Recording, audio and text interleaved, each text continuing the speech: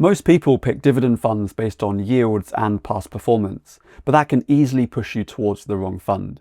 So in this video, I'll show you the best dividend ETFs and investment trusts, plus a simple framework to compare them properly. The first thing you need to decide is this: are you buying for income or accumulation? Because that answer will shape what you look for in a fund. If you're using dividends to create an income, whether that's to supplement your salary or eventually live off, then your number one priority is stable, consistent cash flow. You also want confidence those payments can grow over time, ideally at least keeping pace with inflation. You don't want a fund paying 6% today if that drops to 3% next year. But if you're buying dividend funds for accumulation, maybe because you like the slightly more defensive nature of dividend paying companies, or you think growth stocks may struggle in the near term, then you can take a broader approach. In that case, total return will probably matter more than cash flow stability.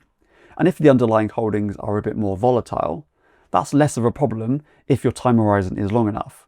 So just keep that distinction in mind as we go through the options. I've got 3 ETFs and 3 investment trusts to show you, but before we get into them, we need a quick framework for how to judge whether a dividend fund is actually any good. There's 6 things I'd look at. First, what is the fund actually trying to achieve? If it's passive, what index is it tracking and how is that index built? If it's actively managed, what are the goals of the fund? With the yield, look at it as more of a confirmation than a decision maker. If funds yield 1 to 2%, can we even call it a dividend fund? And if it's yielding more than 6%, I'd be questioning what trade-off is being made to get there. Dividend growth is especially important if you plan to live off the income, because you want those payments rising over time. But it's also a good sign of a strong balance sheet. Payout ratio tells you what level of earnings are being paid out as dividends. Once it starts getting too high, anything above 80%, there'll be less room for things like reinvestment, debt repayment, or a buffer if profits fall. With concentration, just make sure you're happy with the exposure by sector, region, and top 10 holdings. It doesn't have to be perfectly diversified, but it should make sense alongside the rest of your portfolio. Cost matters, but I actually think it's one of the last things to look at. As long as it's not excessive, the other factors will usually make a much bigger difference.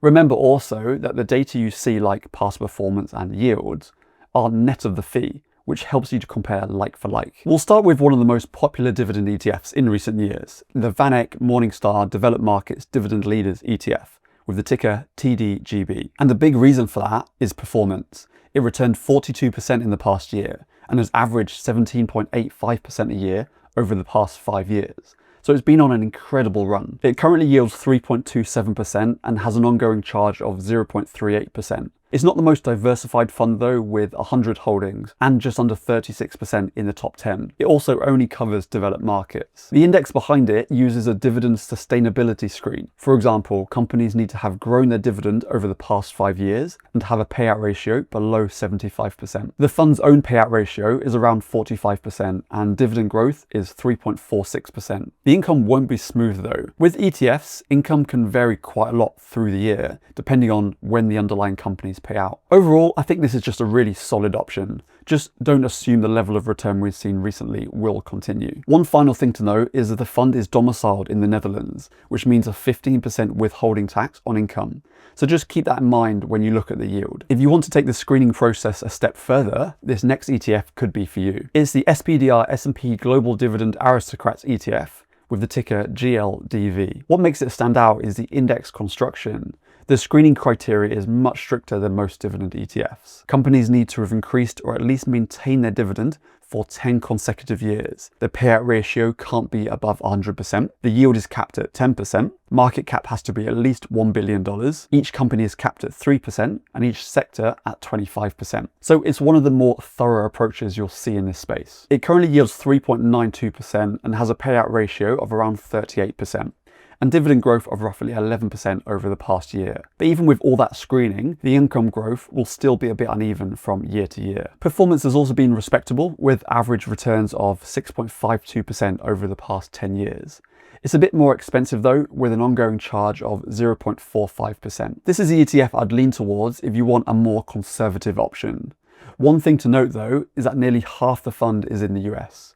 Not necessarily a problem, but definitely something to be aware of. But if you're comfortable with a bit more concentration in return for a high yield, this next fund could be worth a look. It's the iShares UK Dividend ETF with the ticker IUKD. It currently yields 4.53% with dividend growth of 6.86% over the last year. The quoted payout ratio is not something I'd put much weight on though. In general, payout ratios aren't always that reliable at ETF level anyway. The selection process here is much simpler. It just takes the 50 highest yielding stocks in the FTSE 350. So these are still large UK companies, but there's no real quality screen behind it. Performance has still been decent over the last 10 years, averaging 6.89% a year. In theory, it's 100% UK, but a lot of large UK listed companies are highly global in where they actually generate their earnings from. The ongoing charge is also 0.4%. So this is more of a straightforward high yield UK dividend option, but you're accepting more concentration and less screening in return. But if your priority is smoother, more reliable income, this is where investment trusts start to really get interesting. One of the biggest advantages investment trusts have for dividend investors is the use of a revenue reserve. They can hold back up to 15% of income in good years and use it in weaker years. That allows them to smooth payments in a way ETFs simply can't, because ETFs have to pass on whatever income the underlying holdings produce at the time. I'll show you how much of a difference that smoothing can make with the first example, the City of London Investment Trust, with the ticker CTY. It currently yields 3.79% with dividend growth of 3.31% over the last year. But the key thing is how much smoother those payments have been. And that's the real advantage of the investment trust structure. And what really makes this trust stand out is the track record. 59 consecutive years of dividend increases. It sits at the top of the dividend heroes list. If you're relying on dividend income, one of your biggest worries is payments falling. The increases won't always beat inflation, but this kind of track record gives you that confidence that maintaining and growing the dividend is clearly a major priority. Investment trusts are also actively managed, which is what gives them more flexibility. Normally, you'd expect that to mean a much higher fee, but the ongoing charge here is just 0.36%, which is actually lower than the 3 ETFs we looked at earlier. You'll also see things like gearing and a premium or discount to NAV with investment trusts. In simple terms, gearing means borrowing to invest, and premium or discount tells you whether the share price is above or below the value of the underlying portfolio. In this case, nothing really stands out as a concern. So if what you want is smoother income and a very strong track record of dividend growth, this is the one that stands out the most to me. The next trust is also in the UK equity income sector, but it takes a different approach. It's the Temple Bar Investment Trust with the ticker TMPL, and it's more value orientated.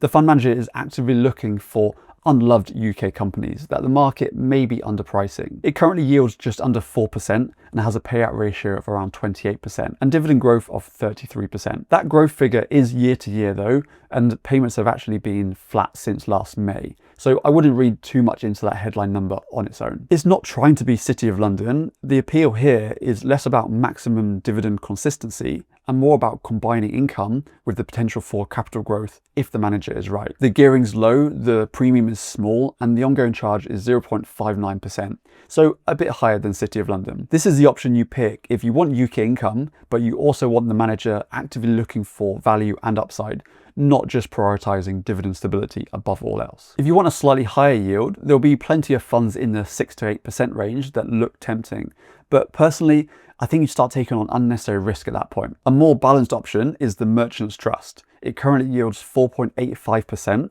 has a healthy payout ratio of 40%, and while dividend growth is not especially strong, it is still classed as a dividend hero with 44 consecutive years of dividend increases. So the growth may not be fast, but there's a strong emphasis on keeping dividends dependable. Like City of London, it mainly invests in large UK companies, but with more of an emphasis on yield. The ongoing charge is 0.54%, gearing is around 8%, and it's trading on a discount of roughly 5%. You can look at that in two ways. Either the market is skeptical, or it may simply be giving you a slightly better entry point. It's also been weaker than the other two trusts recently, so whether this one appeals may come down to your view on whether that recent weakness is justified. So this sits somewhere between the first two, higher yield than City of London, but still with a strong focus on dividend dependability. And over longer periods, that pattern is pretty much what you'd expect. Temple Bar, being the more opportunistic option, has delivered the strongest capital growth, while City of London and Merchants have been more about dependable income and dividend consistency. So as you can see, there's no single best dividend fund. It depends on what you actually want it to do. If your priority is smoother, more reliable income, the investment trusts probably stand out more. But if you want something simpler and more hands-off, there are still some really solid ETF options as well. Let me know in the comments if there are any other dividend funds you think are worth including. And if you want to see how much you actually need invested to live off dividends, watch this video next. Thanks for watching.